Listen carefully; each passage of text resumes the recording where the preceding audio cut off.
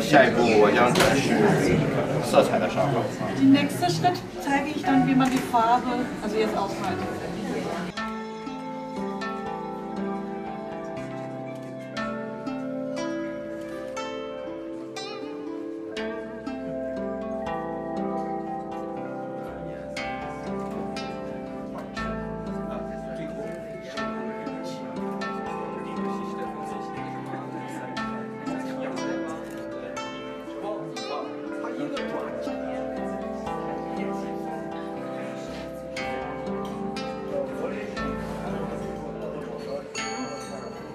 Sehr geehrter Herr Präsident Wang, sehr geehrter Herr Präsident Zhang, meine Damen und Herren, guten Tag.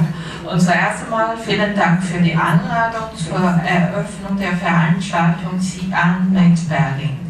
Der gesamte Botschaftsrat für Kultur, Herr Chen, dem Pressebüro der Stadtregierung Xi'an, im Namen der chinesischen Botschaft in Berlin herzlich zur Eröffnung der Veranstaltung gratulieren und alle Gäste, insbesondere die Delegation aus Xi'an, auch mal begrüßen.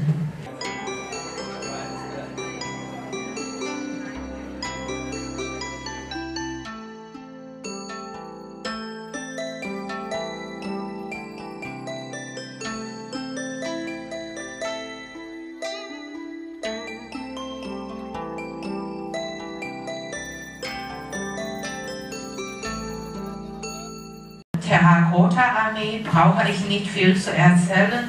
Also die Anlage gehört zu den weltweit größten Grabbauten und ist seit 1987 schon auf der Liste des UNESCO-Weltkulturerbes.